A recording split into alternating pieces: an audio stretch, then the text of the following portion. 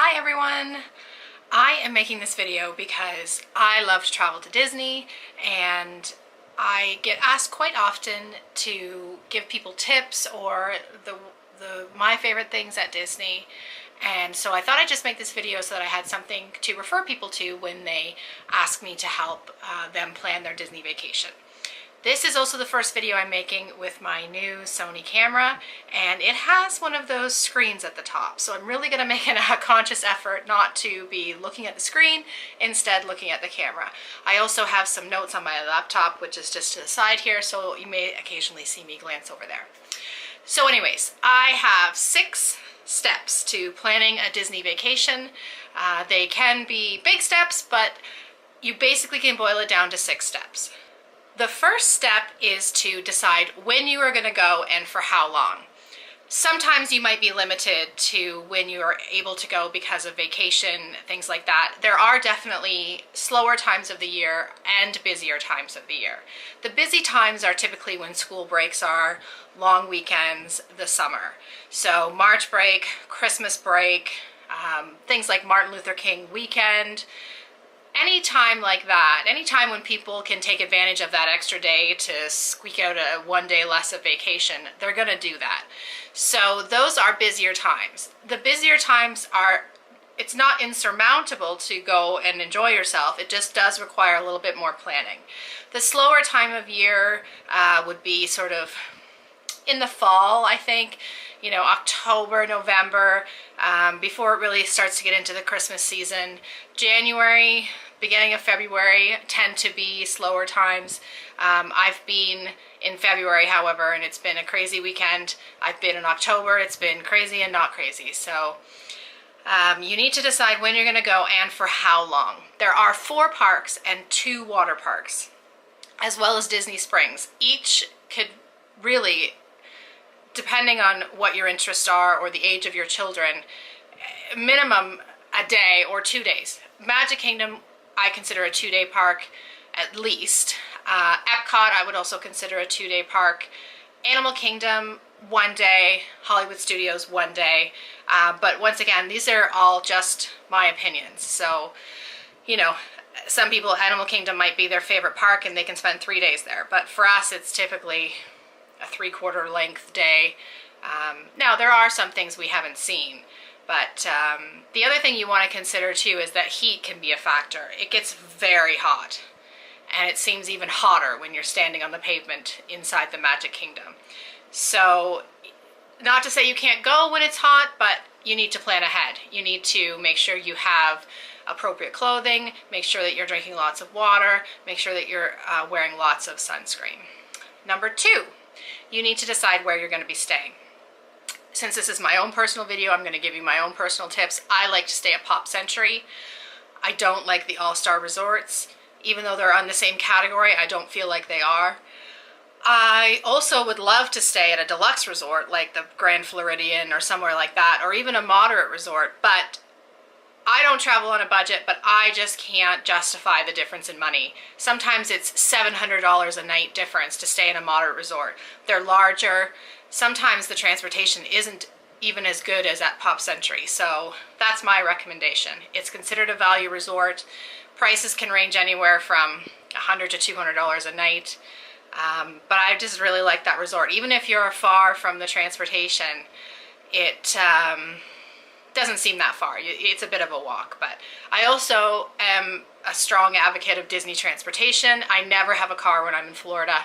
I always use the Disney buses. They can be chaotic for sure. They cram the people in there. Be prepared and maybe let your kids know ahead of time that you may be standing on the bus, which is something you may encounter from time to time, but it's a great way to get around. You don't have to worry about parking, and you know, if you want to have a few drinks, depending on which park you're at, not to worry, you can take the bus back home. Step number 3, once you've decided when you're going to go, how long you're going to stay, and where you're going to stay, is to book it. I usually fly from Buffalo. I live in Southern Ontario. For us, most of the time, it seems to be a better deal. It's nice to cross the border before you get to the airport, less time waiting. You don't have to do customs at the Toronto airport, which can be massive. You can either book it through Disney Direct, you can book it through a travel agent. Personally, I book all of my Disney vacations as well as cruises through Terry Sue Crow at Your Magical Journeys Travel, and make sure that if you want to get a quote from her that you mention that you saw this video, I'll actually put a link to her information in the description box because she's fantastic. I've been dealing with her for years. Just while we're talking about booking, just a little bit about my Disney background. I first went to Disney when I was 10 years old with my sister and my parents. We stayed at Fort Wilderness in one of the cabins, in one of like the big long trailers, and we had a fantastic vacation. Fast forward about 13 years, I went with my best friend Kathy. Her and I went to Walt Disney World. It was the year Animal Kingdom opened, whatever year that was. Disney trivia is not really my thing, but as much as I love Disney, I don't know all the dates and all the figures, but we had a great week at Disney. We stayed off site there just because I had some accommodations complimentary through my work. Since then, I've been back. In 2010, I went for 8 days with my sister, her twins, and my mother and her husband, and had a great trip. The twins would have been 10 years old, which is a really great age to go. This video is a little bit all over the place, but let me make one note. In my opinion, taking very small children and babies to Disney, unless you just want to go as an adult, is not the best time. I think the kids need to be old enough to remember. I don't have kids, so I mean, ignore my advice or take it if you want to. I think they need to be well old enough to remember what's going on, as well as be able to endure the walking and the heat and the waiting. And it can be a little bit overwhelming. So I think the older your children are, the better everyone will enjoy the trip. When you book your trip, you're also going to want to book what's called the Magical Express from the airport. And what that does is take you directly from Orlando Airport right to the Disney parks. This is available to any resort guest. So you just basically go down to the first floor in the Orlando Airport and you take the bus right to the resort. You also have the option of putting a special Disney Magic Express tag on your bag.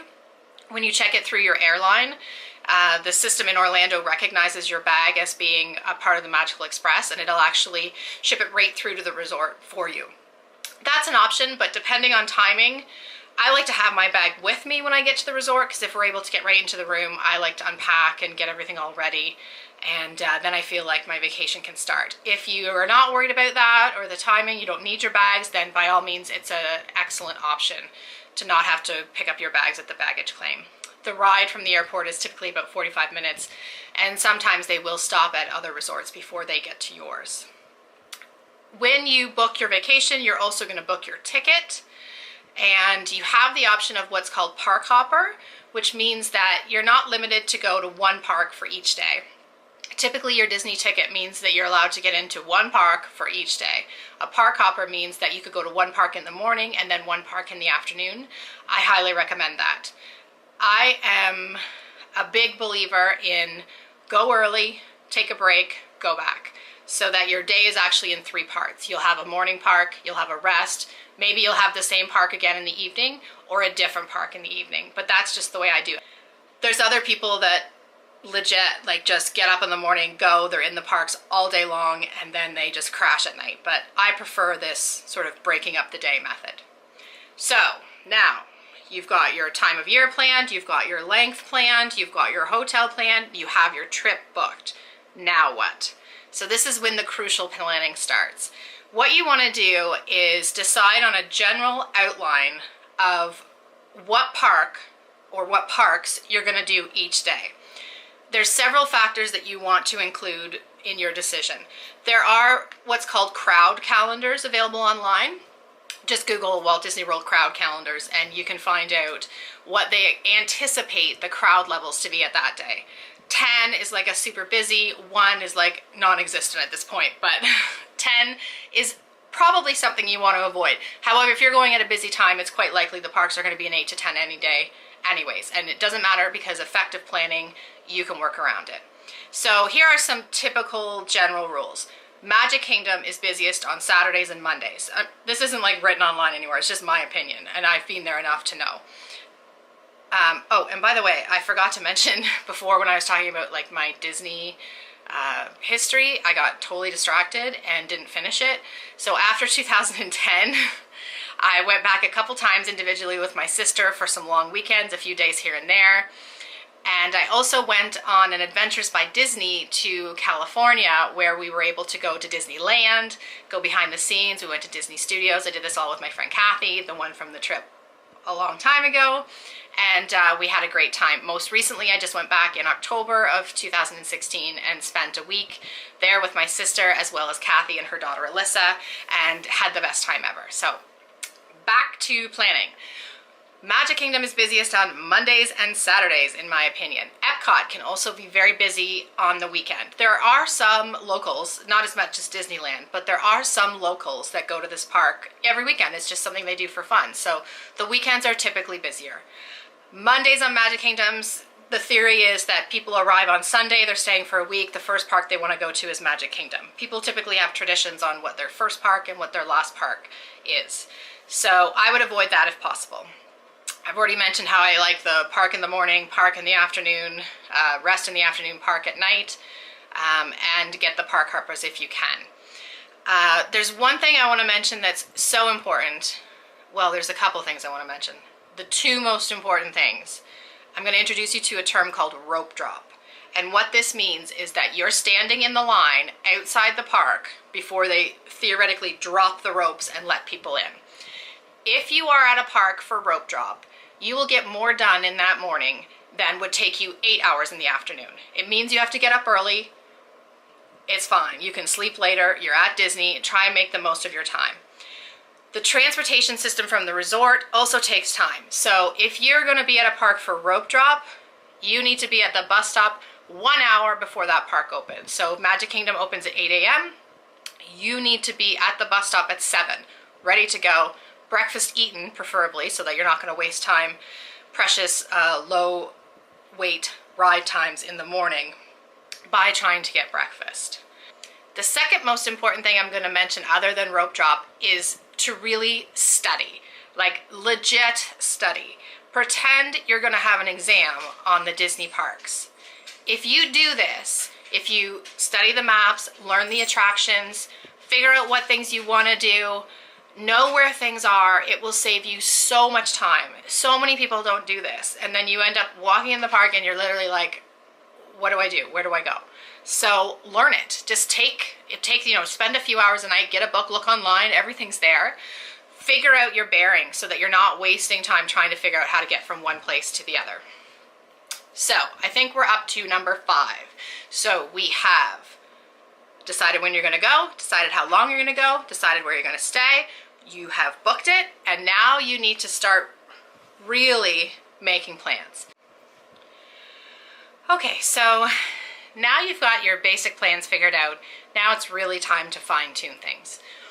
The first thing you need to do is take your phone and download what's called the My Disney Experience app. I'm going to show you what it looks like. It actually looks, the icon looks just like this.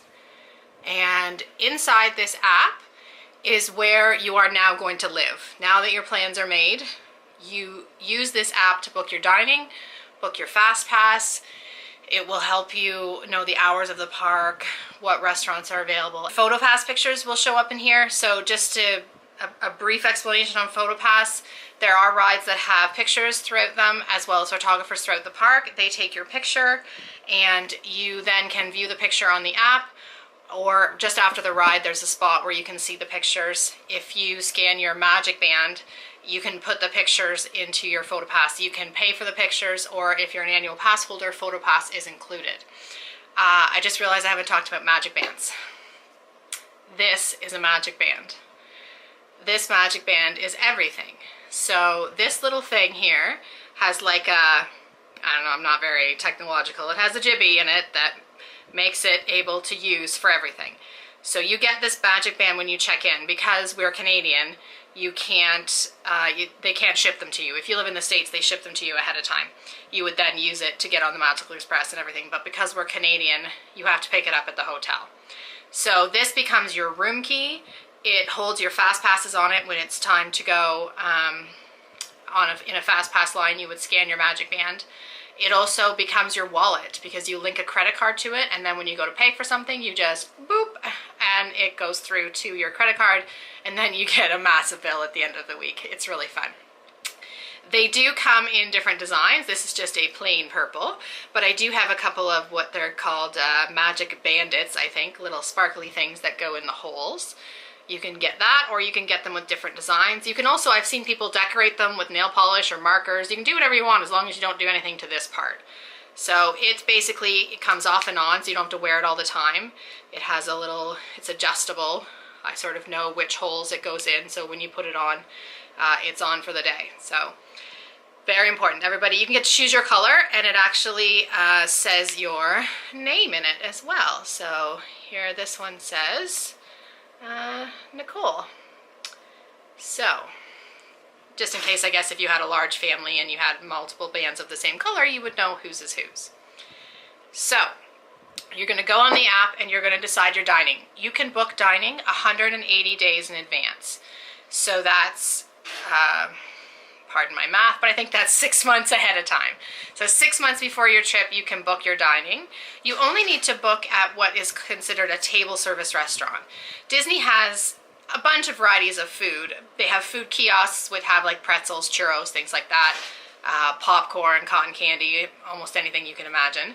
They also have what's called quick service restaurants, which are sort of basically like a McDonald's type setup. You go into a line, you order the food, you get your food in the tray, and then you go find a seat.